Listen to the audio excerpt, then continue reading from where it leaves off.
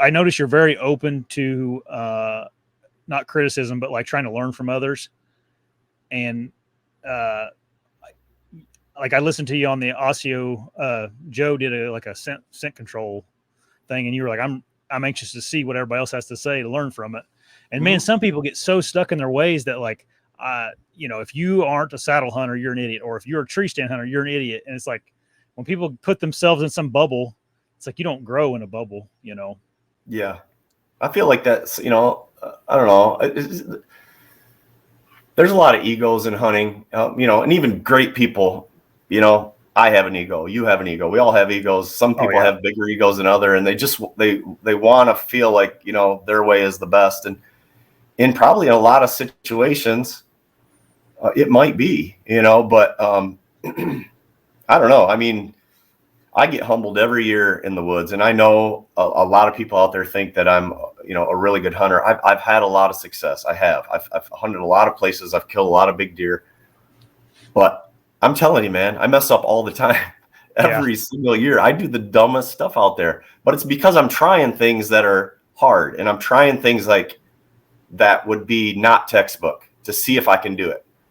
And here's a great story. This is a perfect example of my mindset. And I think I've told this story maybe once, so I apologize if people have heard it, but I'll make it quick. A couple years ago, Ohio, northern Ohio, the crappiest county in the whole state. There was the biggest deer. I'm out glassing. I locate the biggest deer I've ever seen in this area. I don't see that's. It's not a trophy county at all. Like there's not Boone and Crockett deer that come out of this county ever. If you find a 4 or 5 year old buck, 140, 150 inches, that's a big sucker around here. There's a typical 6x6. I don't know what he is. 165, 175. He's a giant. And I'm glassing this thing, man. He's coming out of the same woodlot every single night leading up to the season. He's with a big bastard group of bucks, 2 other bucks that I would be happy to shoot. One is like 150-inch 8. And I'm glassing these guys. These deer usually come out of this corner and pass by this giant oak tree. And they're feeding in these beans.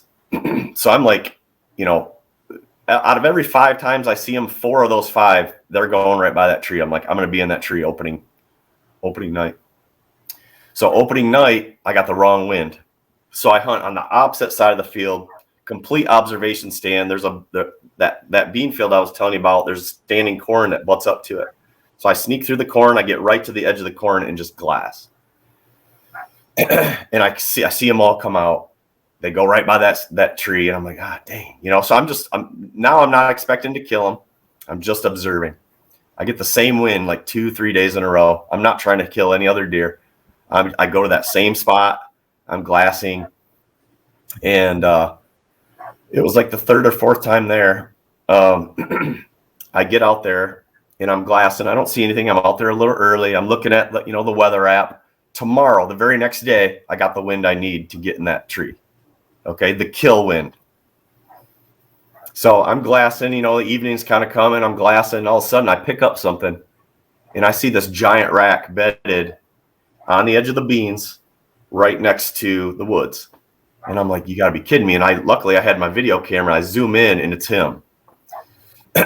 And there is a drainage ditch. So this part of Ohio, it's pretty flat. A lot of the ag fields have little drainage ditches, that kind of bisect them. There's a drainage ditch that goes right to them. Now, this ditch is full of tall vegetation. It's, early season. It's hot. We've had plenty of moisture. It's not exactly quiet, but you can get way down below ground level. And I'm debating, do I sneak down this now? It's like we're getting into the evening. The wind's dying down. This is very risky.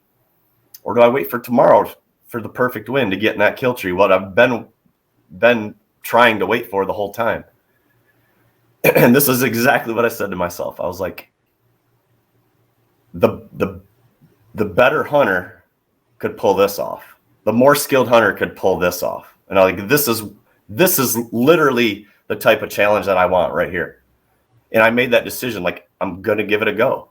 This is exactly the type of experience I want, And I knew my chances of killing that buck were lower, much lower. And every second that I contemplated this, the odds went down, because there was like a 15-mile-per-hour wind. Now it's down to 12. Now it's down to 10. The sun's setting. I get down in that ditch and I start making my way, and it's just like I get down there and it's like the wind just keeps dying down, and like now I'm halfway and I'm like, oh crap, it's just probably wasn't a good move, but I'm like, I'm going for it, And I just kept thinking to myself, like, this is what I live for. Like, not sitting in, sitting in the stand and getting him on a pattern would have been great, but these experiences, these don't happen often.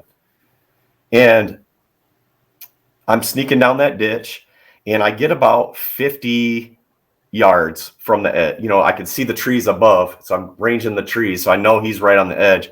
About 50 yards, I peek up over the edge. The buck that was with him that I didn't see is standing up doing a scrape, and it's that 150-inch 8.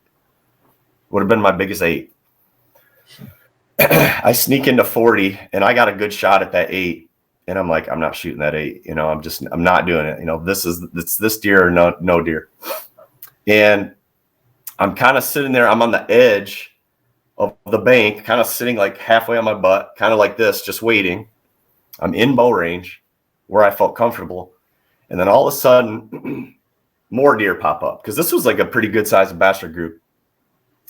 More deer pop up, and it's these 2 little 1.5-year-old bucks, and they come out and one of them just starts bounding out like into the beans, like closer to me. And I'm like, oh crap, all of a sudden he's within like 25 yards, and I'm kind of like doing this. And I just start ducking down like that, and he like locks up on me, and I'm like, oh geez, here we go. So that I just kind of slumped down into the weeds, dipped down into that ditch, and I knew he was kind of had that look on him, like, he's looking, takes a few steps closer, like he's going to come investigate. So I just felt like, get down, get low, hopefully they don't spook, live to fight another day. And I don't hear anything. I don't hear anything blow. I don't hear anything run. I give it like 5 minutes, and I just peek up over, and all the deer are gone. So, that deer, I think, caught movement. He alerted all the other deer. They saw that he was nervous. Maybe he started bounding off and just took the rest of them. Never saw that deer again. But that's my mindset right there. Like the textbook, the go-to play is get in that tree the next day, be patient, be disciplined. But I didn't care. I wanted the challenge of doing something unique and difficult and hard. And it cost me, but like that's just the mindset I have. Thanks for watching that clip. If you liked it, the full episode is right up here. And before you leave, hit that subscribe button for me.